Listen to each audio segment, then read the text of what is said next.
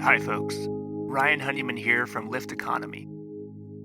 Many folks have come to us over the last 10 years and asked, how do I get more involved in creating an economy that works for the benefit of all life? They also ask, what skills and experiences do I need to help make this transition? So, 3 years ago, we created something called the Next Economy MBA to help address this and similar questions. Lift Economy's Next Economy MBA is an online course that's designed for entrepreneurs, aspiring entrepreneurs, students, recent graduates, employees, and folks who want to learn more about transformational next economy strategies and businesses.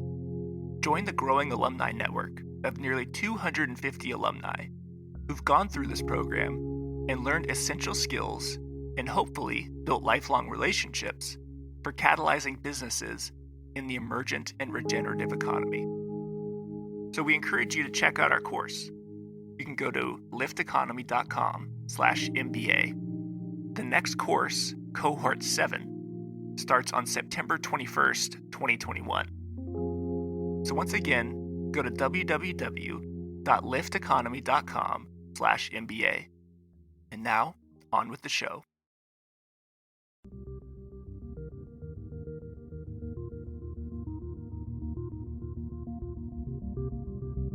Welcome to Next Economy Now.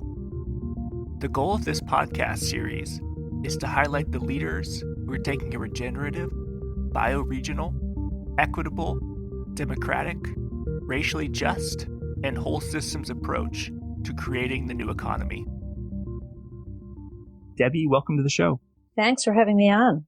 Debby, let's start with a bit about your background. I know your book, Waking Up White, describes in great deal your story and awareness and consciousness that came over time for you. But maybe for listeners who are unfamiliar with the book, how did you first get interested in the type of racial justice work you're doing today? Well, they can't see me, so it's important to say I'm white. And I'm 58 years old. I was born in 1960. And so that ends up mattering because the era that we're raised in influences the beliefs that we hold and the experiences we have. So I grew up in a, typical, actually a fairly affluent white suburb north of Boston. And at the age of 21, after what I call my white bubble life, I moved into Cambridge, Massachusetts, and worked in Cambridge and Boston. I was in schools and after-school programs, and my mission and the jobs I had was always to help provide resources and opportunities for quote-unquote under-resourced and underprivileged young people. And in that role, I got really jazzed, wow, I get to be a good person. This is like a kind of a Robin Hood experience. I could tap into my social network from my wealthy white childhood and family and try to bring some resources over to these underprivileged areas. The problem, and I did that for 25 years, actually. I was either in schools or in nonprofit organizations doing that. And I was so surprised at the traction these initiatives lacked. And I couldn't figure out why, because I'm a hard worker and, I'm smart, above average smart. And when I set my mind to something, I can usually do it, but I knew there was something I was missing. And I also felt an elephant in the room feeling when I was on diversity committees off and on for all these years too. And then what happened was at the age of 48, I went back to graduate school to get my master's in special education. And there was a required first course called Racial and Cultural Identities. And I took it thinking, I'm finally going to figure out what that elephant in the room feeling is. I'm finally going to figure out how to help those Black and brown children. And in fact, I had been looking in the wrong place the whole time. I had never really held a mirror up to me in my life and my white community. And this course asked me to do that for 6 months, to understand my racial history, the racial lens that I had developed, my view of the world as a white person. And I came out of that 6-month course wondering how this information wasn't more public, because it was a complete paradigm shift.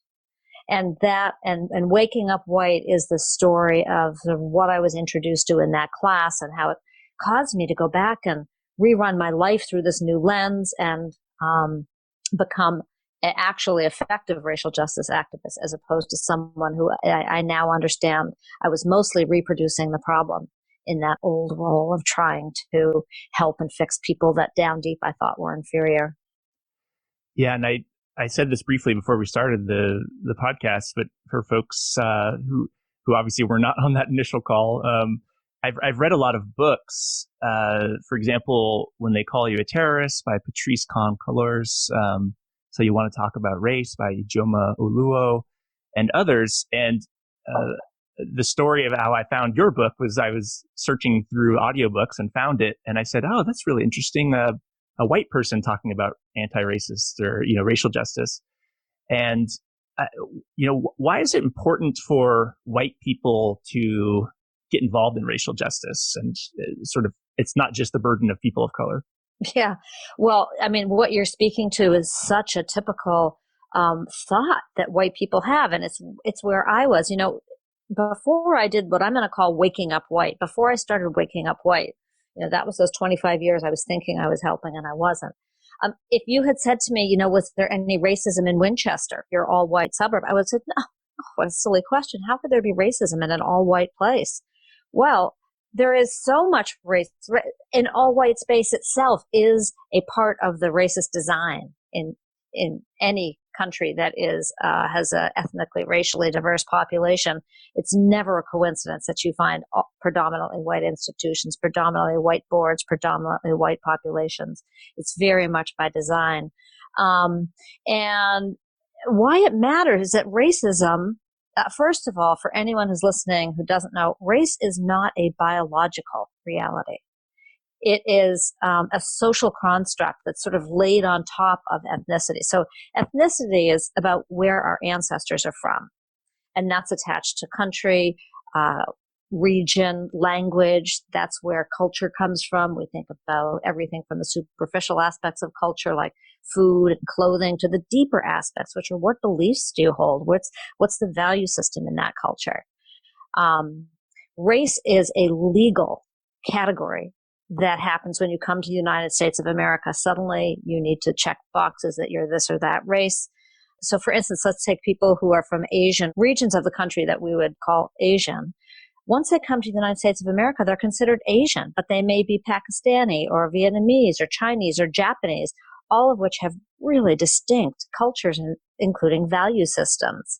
And so it's very important to understand race, because it has this big, powerful lumping connotation in the United States, where you can put a whole set of stereotypes into one group of people who are in fact very diverse, versus ethnicity, which gets to much more nuance about what a person's heritage really is.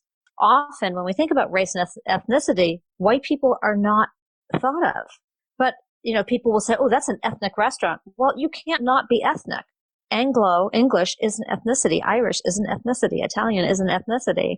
And you can't not have a race. White is a race. And it's the group of white people. It was white land-owning Anglo-Protestant men who invented the idea of race in the United States. It had begun to be formulated around skin color during the Enlightenment period in Europe, but it came to the United States, and then it was used as a political socioeconomic tool. And so why do white people need to be a part of it? Because white people designed, even if I didn't, Debbie Irving, I didn't design it. But I certainly inherited the advantages that come with being a member of the advantaged racial group. And so it's really important that I understand this world that's been constructed for people like me. Because if I want to live into my values, which I do, I believe in fairness and I love humanity. But it turns out that I've been taking advantage of a system without even knowing it all along. And I've been reproducing power and privilege systems without even knowing it all along. So if we're going to interrupt and dismantle the system that we were all born into, if we were born in the U.S., or we have to navigate if we're moving to this country, we have to understand how it works. You can't solve a problem you don't know. Yeah, one of the things that stood out in the book, one of the stories you told was, I think it was in the Whitlock course, there was a question around how many times per year do you think about race, or how many times per week, per day, per month? And you were like, well, I guess a couple times a year, maybe once a month. But like, Right. who has time to think about race every day? That seems Or why would you? right. That was my thought. Like, what would there be to talk about? Yeah. And then all the people of color in the room, when they said, okay, let's see your answers, thought about it every day. I thought that is one reason why I think it's important for white people to talk about anti-racist, possibilities, because I really resonated with that. I was like, yeah, that I have had that experience. And so I can see why this is important now. Yeah, that was a funny moment because there were a group of white people in the room saying, what would there be to talk about every day? And there were people of color with their jaws on the ground saying, you don't talk about it every day? Now that I am where I am in my understanding, it makes perfect sense. People of color need to talk about it every day in order to navigate and survive the world. A classic example of this is the talk that African American parents need to have with their children. What do you do? How do you stay safe in the presence of a policeman? How do you stay safe in the presence of any authority? So, an authority figure, keep your hands out of your pocket, comply, don't talk back, all that kind of stuff. But so the idea that it was possible for me to think that I wasn't living a racialized life, in retrospect, looked ridiculous to me. Like, how was that possible? When I go to the store and I go to buy beauty products, who are the beauty products made for? And this is starting to change, but the shampoos are made for white hair. And now I understand I'm repeating a racial category, which I'm trying to say isn't real, but I am going to do that. What foods? They're white foods. Everywhere I go, it's Anglo, it's English language. But even if we stay away from ethnicity and just look at sort of the hair, eye, and skin type of white people and the clothing size, who fits into Gap clothing, who fits into Banana Republic clothing, who fits into Lululemon clothing. So everywhere I look now, I see white. Who's running the board of directors of this or that company? Who are the school committee members in any given town? Who are the higher ups and the doctors in a medical setting, and who are the orderlies and the nurses? And if we go up and down the hierarchy, there it's whiter and maler the higher we go, and it's browner and more female the lower we go. And once you start to see it, you can't not see it. One of the things I've noticed in the entrepreneurship and the business world, and I mean, it's and everywhere, but in the business world in particular, it feels like what you talk about with white dominant culture being so pervasive, it's almost like fish in water. And without a almost constant attention and awareness of how easy it is to just slip into the dominant culture's way of doing things in companies, that you sort of can just constantly be not being aware, or it just seems very problematic for businesses because they want to solve diversity and inclusion problems, but they also have it's more about just having people of color at your company. There's also layers and layers. Can you speak about that at all, around how it might affect the business as well? Yeah, so this is, diversity and inclusion initiatives everywhere, whether it's a school, a faith organization, a hospital, a young company. The goal is often about, can we populate our space differently? And it's a terrible measure, because if you think about it, if all we're concerned about are the numbers, who's populating the space, we could say that plantations were diverse. Because what's not being addressed in that through that lens is, what are the privilege and power dynamics? So when I think as a woman, if I walk into a company, a board, let's say I get appointed to a board of all men, all of my training around being a female that taught me, sometimes explicitly, more often implicitly, meaning without any language, all of my training as a female was to go a little small, make the men around me look good. Now, this has an extreme flavor because I'm older. Younger women will have a different take on this, but there's still this idea that as women, somehow we're not to take men's spots. We're supposed to make the men look good. And so this will still happen to me. I have to fight this so hard when I'm in a room of men. of any color, my female messages start kind of being enacted. And I'll think, oh God, I shouldn't say something. If I say, is this okay? Is this really stupid? Will they think? And then I'll say what I have to say. And then I'll find myself saying, should I have said that? That was really stupid. I shouldn't have said that. I'm very concerned about, am I going to appear too emotional, too soft? And so what I then end up doing is enacting kind of male behaviors. I try to fit into what I think is the desired prototype for this social role, this role of being a leader. And in my mind, being a leader is being a white male. And there's a whole set of behaviors that go with it. If you had said to me 10 years ago, Debbie, do you do this thing? I would have said, absolutely not. I went to an all-women's business school. I have this thing down. I am a strong, confident woman. This stuff is happening so deeply for each and every one of us. And so understanding the privilege and power dynamics around race, around gender, around class, around religion, around ability, around sexual orientation, all of these, around age, all of these are playing inside of us and between us all the time. And I think the most liberating thing that's ever happened to me in my life is to find myself in a group of people who know how to name it, know how to see it, name it, and kind of play with it and try to interrupt it, disrupt it. So for instance, let's say we're in a room where there are 10 people at the table and 3 of them are firmly established white men, and you have some other mix in there. And you change the direction of who gets to speak, who speaks first. You have the people who are from the most accumulated marginalized identities, for instance, may be able to speak first or speak the longest, so that you start to change literally who's getting what airtime. But then we still have the problem of white men at the top of the white upper class, professional class men are much more likely to have a sense of entitlement and to believe one another. And unless they're aware, when a woman or a person of color, somebody maybe with an accent, someone maybe wearing a hijab, starts speaking, unless they have started to develop some awareness about their own stereotypes they've been exposed to, instead of being able to hear that person, they're going to hear just as loudly in their head these stereotypes. And it creates a real jangly kind of cognitive dissonance for people. The liberation is when we can acknowledge that that's happening for us. One of the things I've been struggling a bit with internally as I learn more and more about, people can't see me either, but I am a white male. And so it's sort of like the fish coming out of water, like, wow.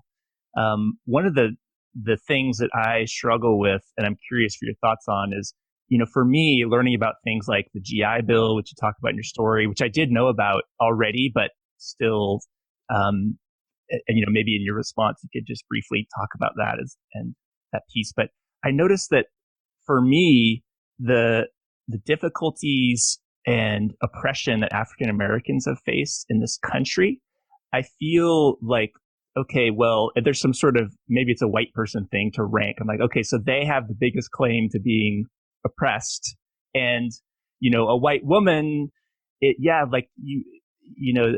sucks being a woman. And at the same time, maybe you're not going to get pulled out of a police car and shot. So, but it's I can tell it's going down a bad rabbit hole of sort of ranking sort of different minority statuses. Can you talk a little bit about maybe the appropriate way to think about that, or if you've struggled with that at all?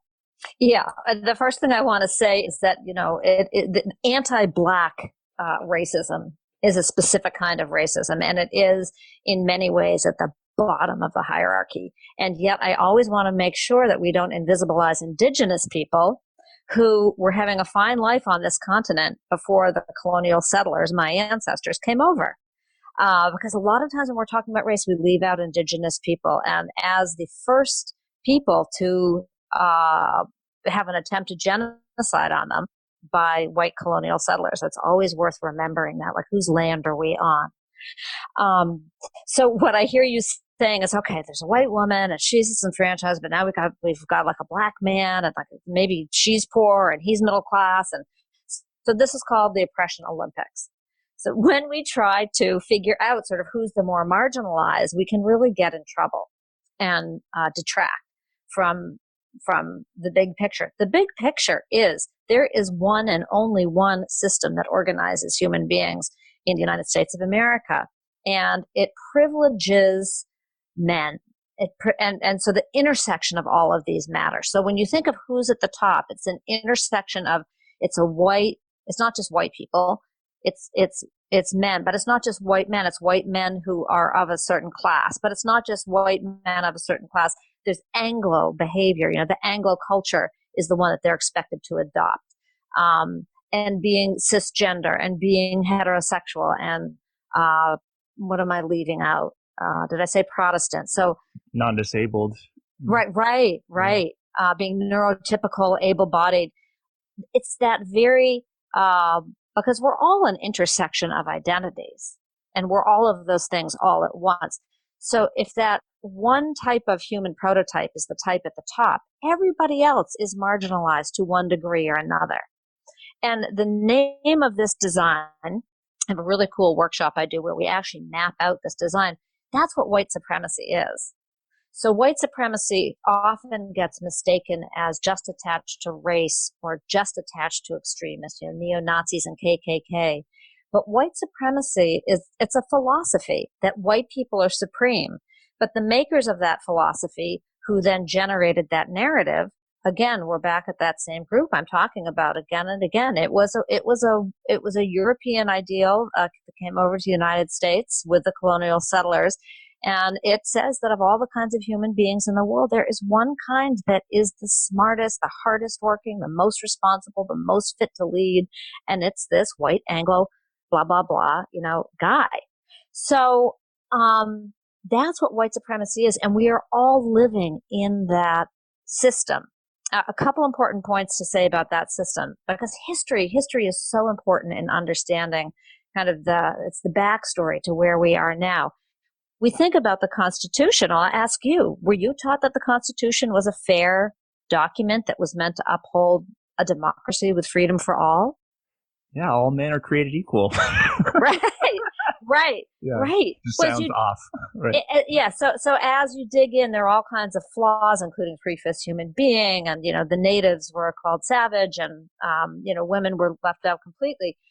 But here's what's fascinating that I learned not too long ago. The Constitution, one of the fathers of the Constitution is considered James Madison. And he, in all these very carefully documented conversations in the processes that led up to the writing of the Constitution, he said the whole point of the government we're designing is to protect the minority of the opulent from the majority. So if you think about, isn't that what I just described? There's one small subset of human beings who are that minority, and class is a major element there. And look at what's happening today. Look who's on our dollar bills. Look who's at the top of every structure, every hierarchy. Or maybe not every, in a large pattern. I'm sure there are some outliers, but so we're constantly recalibrating this initial design of white supremacy. And what's so hard is that we say, people don't like to talk about race. Well, try saying white supremacy. It's a word people don't want to use. It's an idea people don't want to explore, but it really helps to frame so much of what people in movements and nonprofit organizations all across the country are trying to do. Including the environment, because that subset of people, the structure of the United States was always to exploit resources, and Earth is one of those resources, and people are another one of those resources. So when we look at inhumane outcomes, or we look at environmentally hurtful outcomes, it all links back to the values of this belief system attached to this dominant group.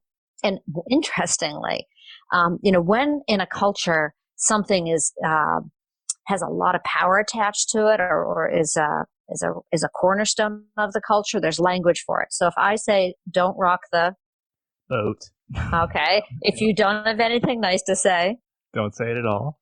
So we even have language that speaks to one of the cornerstones of dominant white culture, and that's conflict avoidance.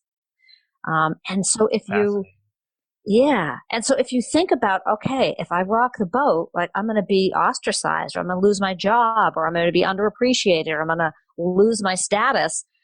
Well, if bringing up race is one way to rock the boat, then we don't talk about it. And so in so many white spaces, this gets back to that little exercise that you were referring to from my book in the course about how many times do you speak? How often do you speak about race in your family? Most white households and white communities don't talk about race. And how can you possibly understand something if you don't talk about it? You don't develop the vocabulary. If you don't have the vocabulary, you can't really develop the concepts. So one of the most important things that white people can do starting right now is start talking about it. Yeah. And one of the things you mentioned about white supremacy is I love how you described that it's not about, if you're in a culture of white supremacy, it does not mean that you are a KKK member in Charlottesville or something. It's all of the different layers. And I think one of the challenges or about white people is we don't have to think about it. So, if you say white supremacy and I say, well, that may exist or it may not, but I'm just going to go, look at my iPhone now because it doesn't really affect us to not do anything. I mean, it does, right? But can you speak a little bit about how do you talk to white people and get them engaged with sort of using language as a tool as opposed to like how do you sort of rope white people in? Maybe is the question I'll go for. Well, I think anybody is more prone to participate in solving a problem if you see yourself in the middle of it. And so one of the first things I do, because it is so easy for white people to say, race doesn't affect my life. Well, once you start talking about some history, especially around the GI Bill and housing and lending, once you say, do you know you get a preferential lending rate just because you're white? Do you know that if you go to buy a car, you probably pay less for it just because you're white? Do you know that when you go looking for a house, you're guided to a neighborhood that many Black and brown people will not be guided to? Do you know that when your child enters school, he, she, they will be seen automatically at a completely different learning ability than their Black and brown peers? Do you know that as a white parent, when you go in to talk to the school, you will be related to completely differently by the white administrators and educators? So when you start to help white people see that they are advantaged in a world that they want to be fair, I believe most white people, and I know there are people who love white supremacy and love love the advantage and truly believe Black and brown people. By the way, if you truly believe, as so many of us were taught, that Black and brown people are dangerous, criminal, lazy, living off the government, it's a very logical conclusion it's a logical emotion to feel resentment for those people. And if you truly think if you believe that and you start hearing that the United States is becoming increasingly Black and brown, it would be logical to have some fear. But there's zero validity to those stereotypes. In fact, Black and brown people so often come from cultures that are very resilient. They do not fear conflict. They know how to have robust conversations. Bring a whole different skill set. One of the things I've heard people of color say is white people only want to talk about race on their terms. Like you can't be loud or you can't be right. accusatory. We want to talk about it in a way that's very nice for my own feelings. Can you talk right. about Yes, about that. So that's so that's part of the discomfort, actually, because people, and not all people of color, have avoided whiteness. The whole white culture, we're all exposed to it. And not all white people don't know how to have robust conversations. But there are big patterns that white people get super defensive and edgy and feel shamed and blamed when the topic of race comes up. And people of color are dying to have these conversations and be working collaboratively, cross-racially to figure all this out. So there's this wonderful book. I don't know if you've come across this, White Fragility by Robin DiAngelo. Oh, it was on one of my, it's in my Audible cart to buy. Yes. So, yeah, good. Yeah. So she speaks directly to what you're talking about. It just came out this summer. this book, but she's been talking, she coined that term. She's been talking about this phenomenon because she, as a white woman, goes into spaces and she gets invited in to help organizations work on their racism. But as soon as she brings up racism, they push back because it is uncomfortable. So, one of the things I can share in my own life is, all of these habits of the white culture, this emotional restraint, this thinking myself a rugged individual, my need to get things done quickly, to fix and have this sense of urgency, avoid conflict, all of those same things that trip up racial justice efforts also tripped up my marriage and all my relationships. So white supremacy is a system that dehumanizes, where I, as a white person, was asked to look at Black and brown people as not fully human. But in order to do that, I sort of have to deny my own humanity. And I feel that the privilege that I was able to have as a white person, I still do have. One of the big risks is the extent to which we can let our own natural human potential wither. So if I am told that I'm not supposed to create conflict and that conflict is scary, I develop zero navigation skills around it. And if I have zero navigation skills, I don't know how to navigate it and get to resolution, then I'm terrified when conflicts come up. So now I'm in a vicious cycle. One of the most powerful things in my life has been learning to be able to be in conflict, not freak out, let that ucky feeling in my stomach just be an ucky feeling in my stomach, and have the faith and the confidence that we can work this out. We'll work through it. I can bring up this prickly subject because I'm not okay not bringing it up. Or if you bring up something, friend, colleague of color about me, Debby, that's really landing on you wrong and it's connected to my whiteness, you want to bring that up to me. It's not going to feel good, but I want to hear it. Because who's ever been in a relationship where there isn't friction that you have to work through? But racial friction is something that white people can walk away from because very few of us. It's the privilege of being able to walk away. Yeah. What advice? So let's say I'm a listener and I'm on board. I'm like, fuck yeah, Debby, this is great. So what is like the sort of like becoming a white ally 101, or like what do you say to people who are sort of bought in and want to do something about it? Yeah, well, one of the things that often happens after one of my keynote speeches or a workshop is, oh my God, I need tools. Tell me what to do. The thing that we really need to do is it's like saying, okay, you're totally out of shape. You want to go to the gym? I'm not going to tell you to just go like bench press. I'm not going to tell you to just be on the treadmill. We need sort of a well-rounded approach to do this. And we also need to prepare to be in it for the long haul, much like health, physical health. It's a lifestyle change. So recognizing that there's this mismatch between the task ahead of us as white people, or the practice that we need to develop as white people, and our white training that tells us, fix this now, urgent, SOS.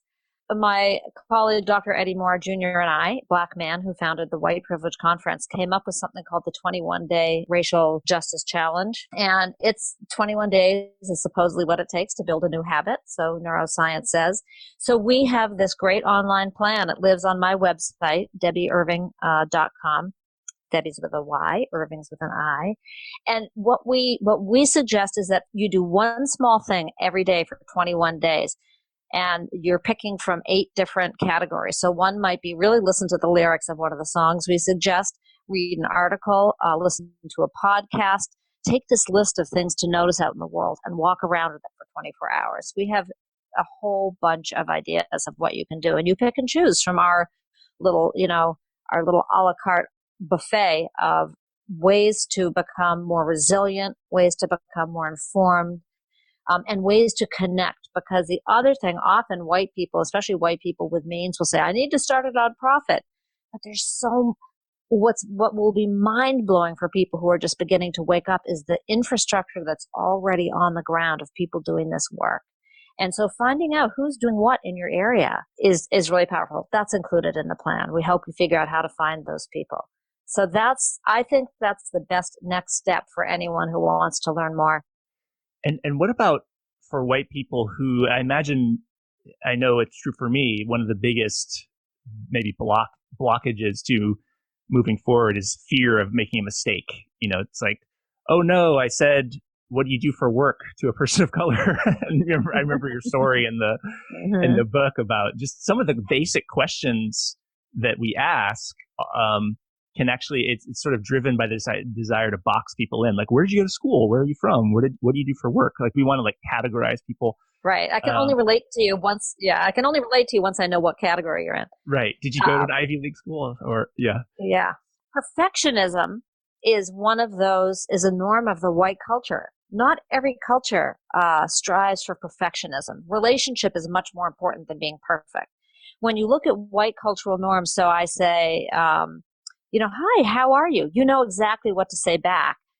The white script is a very clear script. We can stay out of trouble very easily if we follow this very conservative, very narrow white script. What do you do for work? Where are you from? The thing about stepping out and actually trying to build some relationships across difference is we will make mistakes. And so it isn't about how do I avoid making a mistake. It's what can I do to hold on to myself when I do make a mistake? How do I build more resilience? So for me, that meant everything from remembering it's okay to make mistakes. It's more about, are you willing to stay engaged long enough to recover?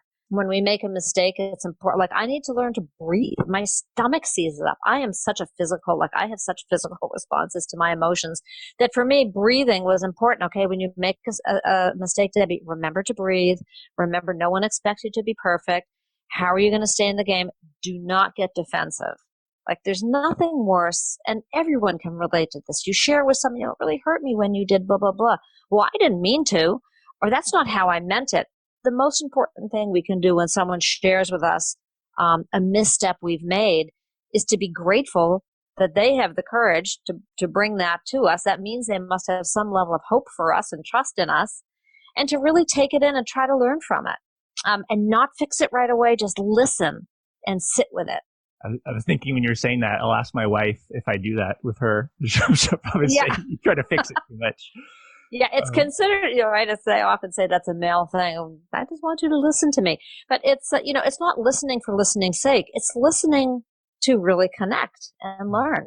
One thing, one other thing is this idea of authenticity as a white person.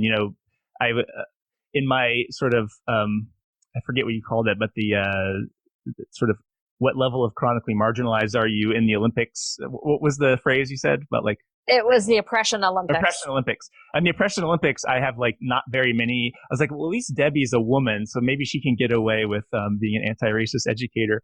But like, how do you see? What is your approach to? Because part of me wants to feel like, is this authentic, or is this sort of like me wanting to feel like a good person, where it's actually not trying to solve racism, but it's really about me sort of secretly wanting to be good or something, so how do you, as a white person in these conversations, how do you sort of keep a barometer on authenticity in when you show up in these conversations? Well, I think it's important because every single thing that I was taught about being a person in the world, it turns out is coming out of whiteness. And so often it's a 180-degree flip I need to make. So if looking good, I'm supposed to look good, look smart, right? The authentic thing to do is almost always 180 degrees around what that white impulse is. If looking good and looking smart is what I was trained to do, well, the opposite might be being vulnerable or being honest. And that might mean, I don't know what to say in this moment. I'm so afraid of saying something stupid. I don't want anyone to take care of me. I just want to share with you that if I'm being quiet, it's because I'm really kind of struggling in this space. I don't want you to misinterpret my silence. That would be being really authentic. When we think about, so you think about also like, how is something affecting me? That might be this meeting, this moment, this interaction, but also like, how has white dominant society affected you? So if you're a white male, who's really has zero marginalized identity, you're cisgender, you're heterosexual, you're, upper middle class or you're middle class, you're not worrying about where your next meal is coming from, you're Protestant, you may even have some Irish Italian ancestry in your past, but now you're several generations beyond that. I still say to people who identify as being top of the heap and will feel a lot of guilt and shame, were you taught as a young white boy to not cry? And when you were taught that, was there some language about, the P word? Don't be a pussy. Don't be a girl. Buck up, man up. Yeah. So there's socialization around every human being. This is when I say it's dehumanizing. Isn't that a little dehumanizing to be told as a young child that crying that's not okay? Like there's only one way to be a man. And what does it do to you to shut off your emotions like that? One thing it does, any one of us who starts to become numb to our own emotions, it makes us very easy to be numb to other people's emotions, which makes it easier for us to not care about that person, and harder for us to repair when we get into a relationship, when something goes off the rails.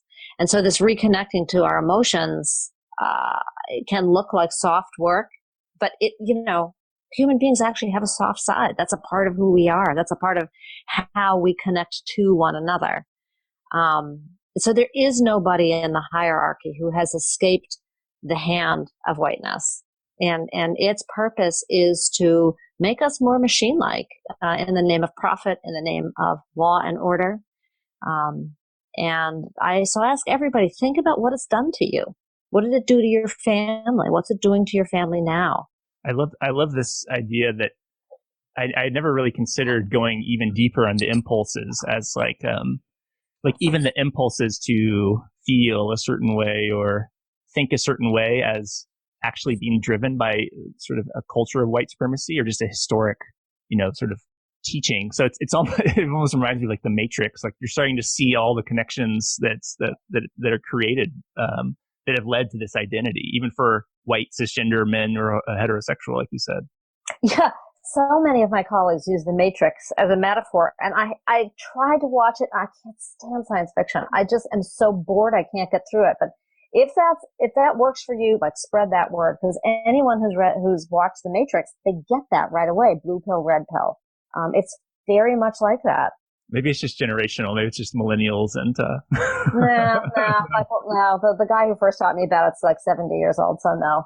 Got it. Fair enough.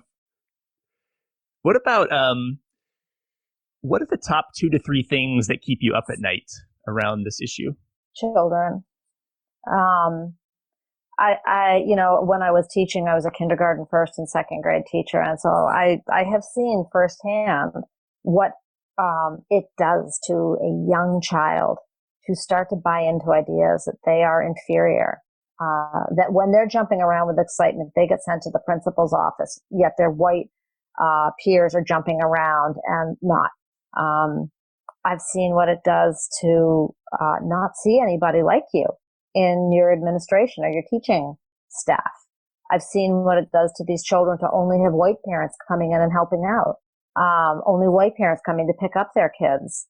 So that keeps me up at night. The idea that a human being can be born in the United or come to the United States and start to absorb messages of their lack of worth. It just wipes the spirit out of people. You can see it in their little eyes, and that breaks my heart.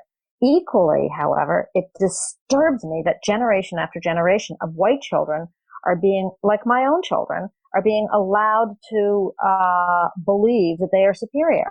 Because if you don't have the context here, if you don't understand what's gone down in this country, and this is what happened to me, it happened to my husband, it happened to my siblings, it happened to my children, and you start to see yourself as a white person rising to the top of the class, easily getting jobs, living in bigger houses, not being sent to the principal's office, it's pretty easy. It's a logical conclusion to start to say, wow, there is something special about me.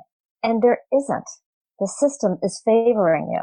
And so as much as I can't stand that young children of color are internalizing negative ideas about themselves, I can't stand that white children are being falsely inflated. And that false inflation means that they don't have to develop the kind of resilience and complex thinking that their black and brown peers do. And it means that they won't be able to connect cross-racially. Because if you've got black and brown kids coming from households where you are talking about race every day and you've got white families who have no idea how to talk about it, that becomes the elephant in the room. And at an early age, you see little kindergartners who've had beautiful little friendships. By first grade, only kind of have a friendship, and by second grade, be done.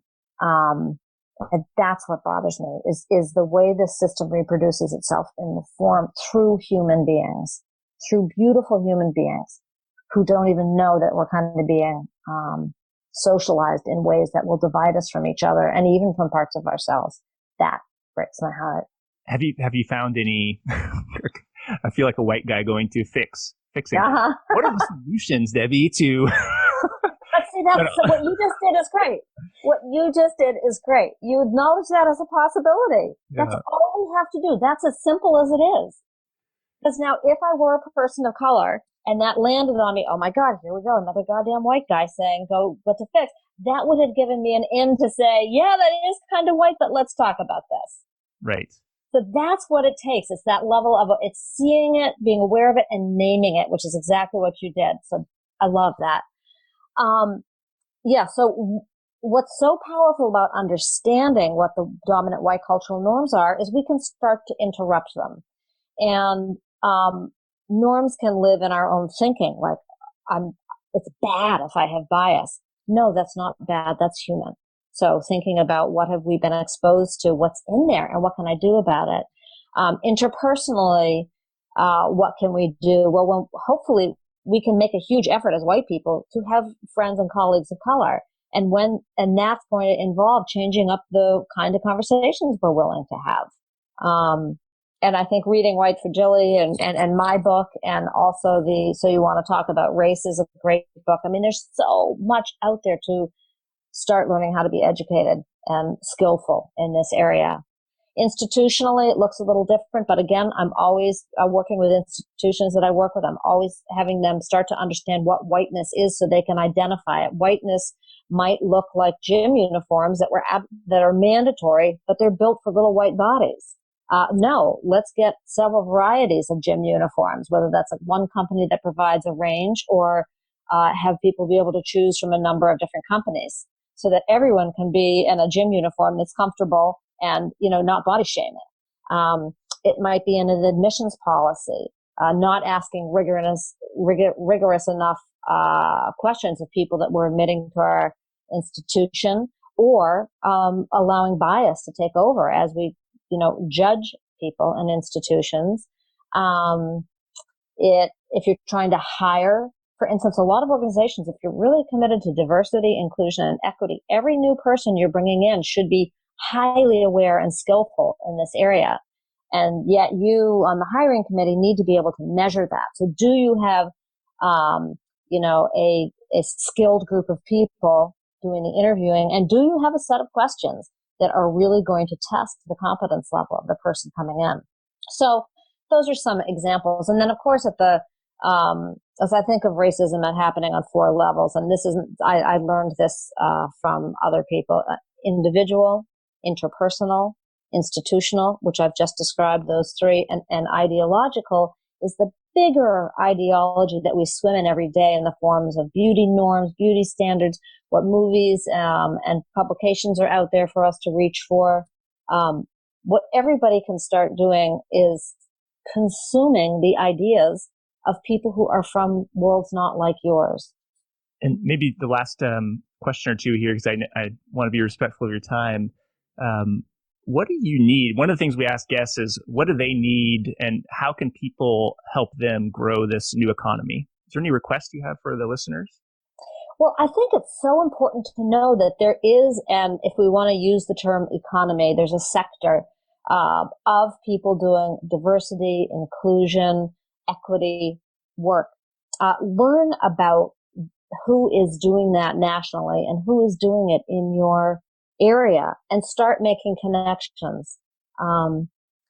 There's so much to learn, and also whatever sector you're in. So, are you in the medical arena? Are you entrepreneurial, small business? Are you working towards something in the environment? I mean, really think about what it is you're trying to do, and then find out what the racial implications are, because there is no sector in our white supremacist designed society that hasn't been shaped by this thinking and doesn't have a long tail of history around it, which is really shocking for a lot of people to think about. If we're talking about art, if we're talking about sports, if we're talking about lending, if we're talking about housing, if we're talking about transportation, if we're talking about food supply, if we're talking about retail, doesn't matter.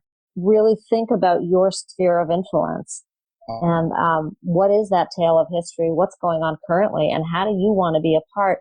It's hard to do anything effectively alone here. It's so important that we work cross-racially. So find out who your cross-racial groups are in your area. And just for folks who didn't catch it, what's the name of the book again and the website where folks can learn more about you? Yeah, so the book that I wrote is meant to be a 101. It's called Waking Up White, Finding Myself in the Story of Race. It's a paperback, Kindle, and audio version. And the website is debbyirving.com. Debby's with a Y and Irving's with an I. And it is meant to be interactive, full of resources, 101. If you spend some time there, you might never come out because my website will lead you to other websites that will lead you to other websites. I can attest to this happening. I've checked out you have some great resources, and I really liked the 21-day challenge for folks who are sort of interested in the next step. Yeah. Well, thanks so much for joining, Debby. It was a pleasure to have you on the podcast, and I again really encourage folks to check out your book. And thanks so much for joining us. Next Economy Now is a production of Lift Economy. To listen to all of our episodes, go to lifteconomy.com/podcast. That's LIFT economy.com/podcast. You can also sign up for our monthly newsletter at lifteconomy.com/newsletter. Please also rate and review our podcast on iTunes, Spotify, Stitcher, or wherever you get your podcasts. Thanks for listening.